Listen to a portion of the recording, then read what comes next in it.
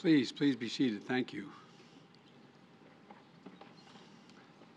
It's not only a beautiful day, this is, in my view and the view of my team, a momentous day. It's a very, very good day. Today I'm proud to welcome and offer the strong support of the United States for the applications of two great democracies and two close, highly capable partners to join the strongest, most powerful defensive alliance in the history of the world.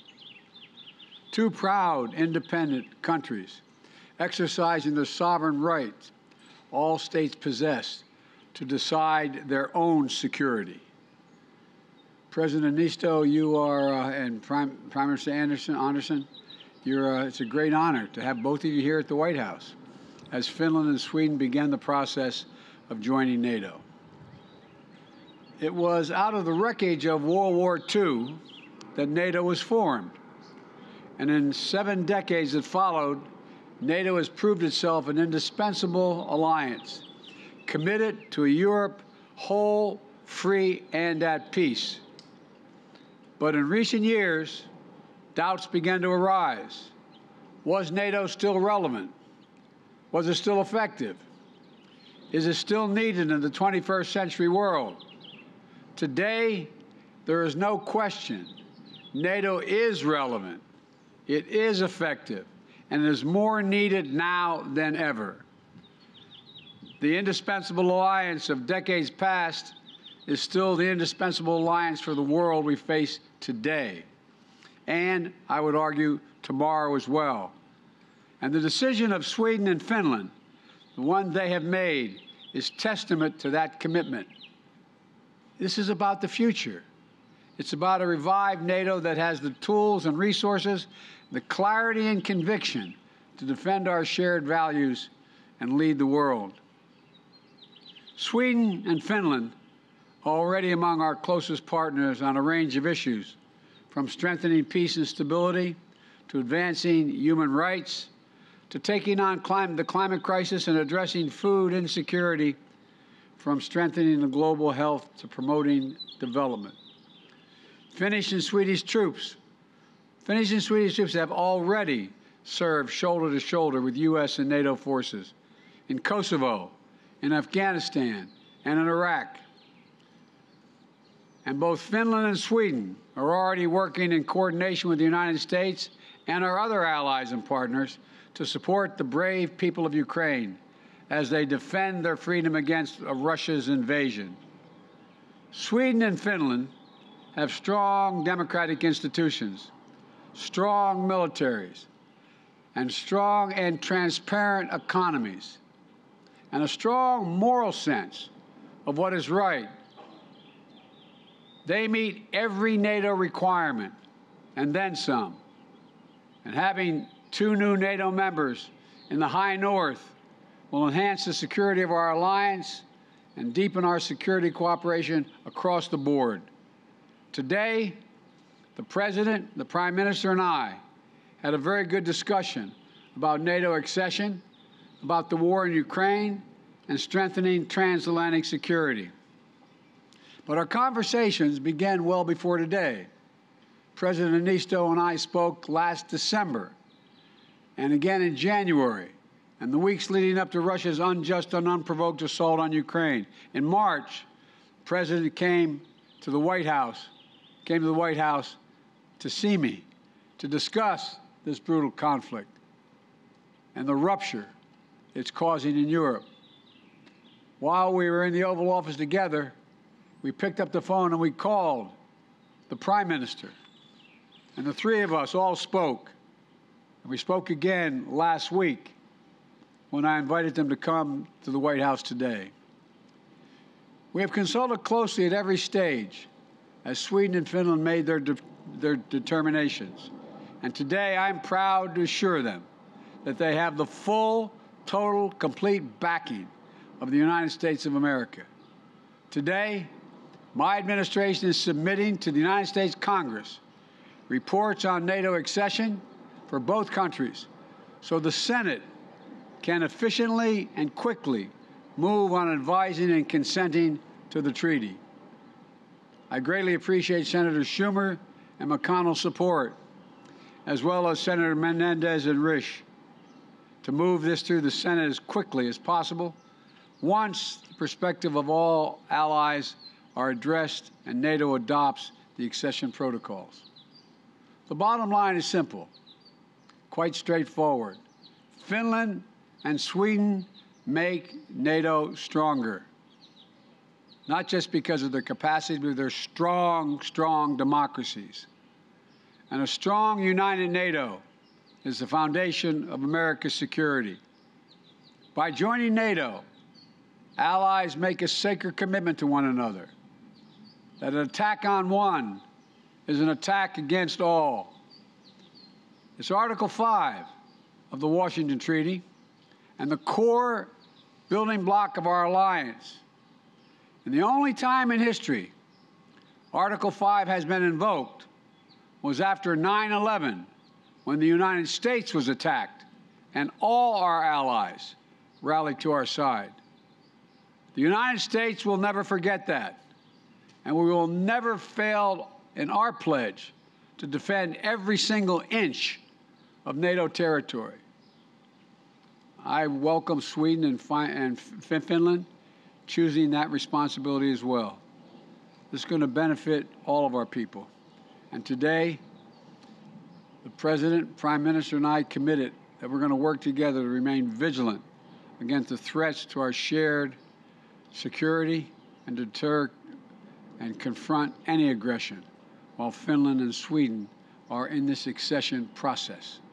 There's nothing going to be missed, as my mother would say, between the cup and the lip. We're in once it is moving forward. I really mean it. I really mean it. So let me be clear. New members joining NATO is not a threat to any nation. It never has been. NATO's purpose is to defend against aggression. That's its purpose, to defend.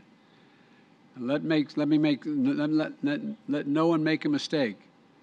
The meaning of this historic day. In the face of aggression, NATO has not grown weaker or more divided. It has grown stronger, more united. With Finland and Sweden's decision to request membership in NATO, it'll be enhanced for all time. Standing together today, we reject the bloody creed that might makes right, and we declare more powerful creed. All for one and one for all. Because what NATO makes strong isn't just our enormous military capacity, but our commitment to each other, to its values. NATO is an alliance of choice, not coercion. This is a victory for democracy in action. Finland and Sweden are seeking to join NATO because their citizens demanded it, and their elected leaders heard them. That's how it works when leaders derive their power from the consent of the government, from the consent of the governed. And that's why NATO's open door has always been so important. It allows nations to choose for themselves to ask to be part of a group of nations that value freedom, democracy, and human dignity above all else. Countries must demonstrate that they meet NATO's high standards for military interoperability, economic transparency, and democratic accountability. That's what Sweden and Finland have done. And so today, it's an affirmation of those countries in Europe that share our values, that we're willing and able to do what it takes to be part of the alliance. NATO's door remains open. In just a few minutes, I'll be leaving to spend time with two of our Indo-Pacific allies. In a half hour or so, I'll be flying to the Republic of Korea and Japan. I thank the President and the Prime Minister for traveling here on for this meeting before I take off, because it is so important. America's alliances in Europe and in Asia keep us, and I would argue the world, strong and secure. They're how we confront the challenge of our time and deliver for our people today, and harness harness opportunities for a better tomorrow. And I look forward soon calling Sweden and Finland our friends, partners, and NATO allies. I want to thank you both for being here, and I'm going to invite each of you to say a few words, and we'll start. Mr. President, the podium is yours. Mr. President, thank you so very much.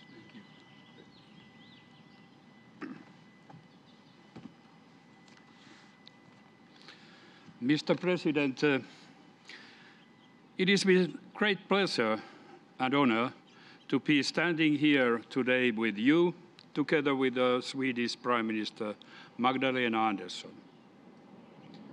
We are here for a very good reason. Together we are taking a historic step by seeking to join the North Atlantic Treaty Organization. Finland has made its decision after a rapid but a very thorough process. The process has once again revealed the strength of Finnish democracy. Starting from the strong public support, the decision was made with an overwhelming parliamentary majority, and it also enjoys huge, strong popular support. I want to thank you, Mr. President, for your steadfast support throughout this process. In early March, I visited White House, and you encouraged us to go further. That was of vital importance to our process. Your statement yesterday and our trilateral meeting today are a testimony of enduring commitment the United States has made to European and transatlantic security. I want to assure that Finland will become a strong NATO ally. We take our security very seriously. The Finnish armed forces are one of the strongest in Europe. We have also consistently invested in developing our capabilities. The Finns' willingness to defend their country is one of the highest in the whole world. We are ready to contribute to the security of the whole alliance, making the commitment to mutual security guarantees that being a NATO ally entails. Now that we have taken this first decisive step, it is time for NATO allies to weigh in. We hope for strong support from all allies and for a swift ratification of our membership once it's agreed. I believe that the United States can set a crucially important example to others. The Turkish leadership has recently expressed concerns about our membership application. I want to address these concerns today. Finland has always had broad and good bilateral relations to Turkey. As NATO allies, we will commit to Turkey's security just as Turkey will commit to our security. We take terrorism seriously. We condemn terrorism in all its forms, and we are actively engaged in combating it. We are open to discussing all the concerns Turkey may have concerning our membership in an open and constructive manner. These discussions have already taken place, and they will continue in the next days. 24th February, I said that the masks have fallen, and we see only the cold faces of war. Russia's war in Ukraine has changed Europe and our security environment.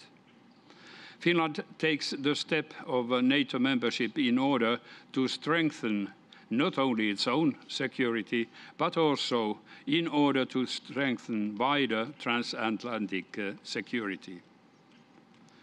This is not away from anybody. Like you, Mr. President, said, NATO is protective, defending, not a threat to anybody. At the same time, we must not forget that at this very moment, the brave people of Ukraine are fighting not only for their own freedom and democracy, but for our common security. Finland, together with the EU and the United States, stands firmly behind Ukraine. So, Mr. President, once again, I want to thank you for making history with us. Thank you. Thank you.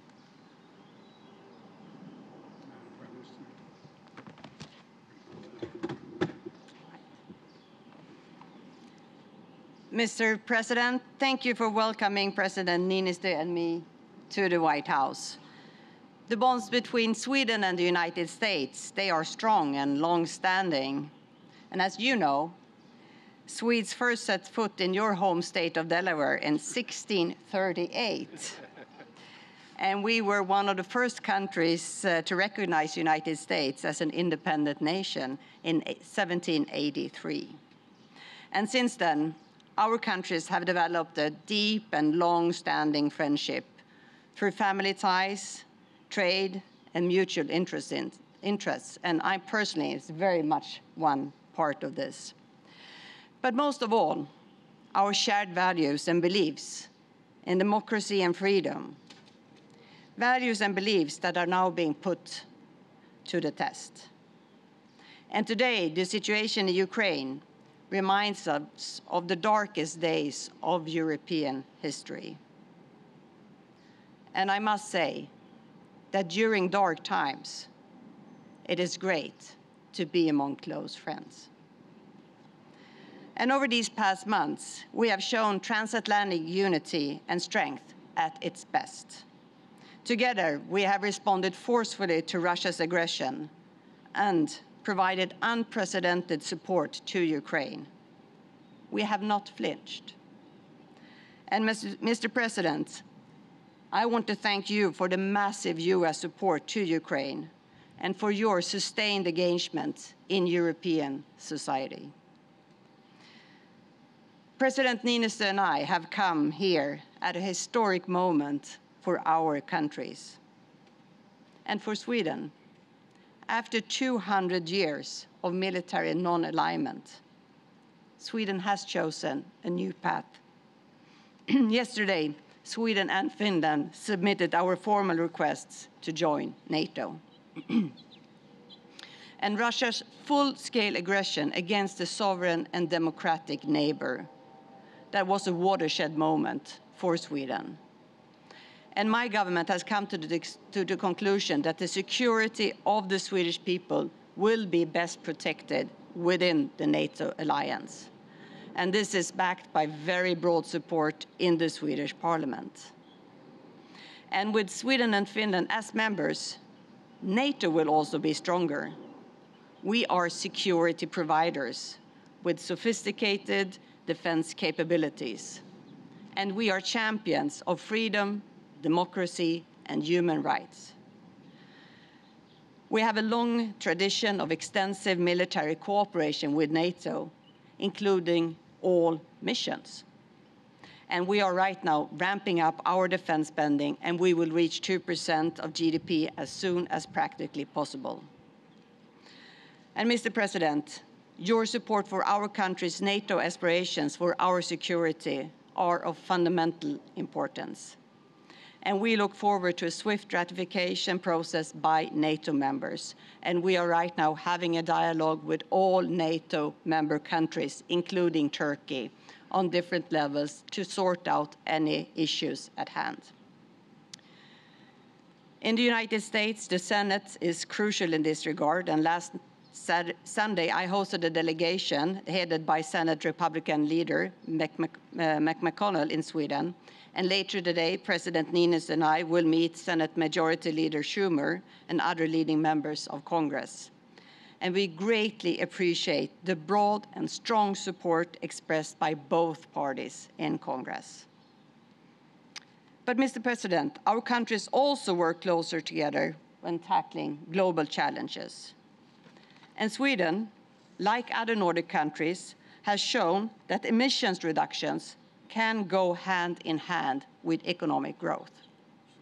And in Sweden right now, the green transition creates thousands of jobs through investments in battery factories, green mining, and fossil-free steel production. And I actually brought the President a unique example of this, a candle holder made of the world's first fossil-free steel.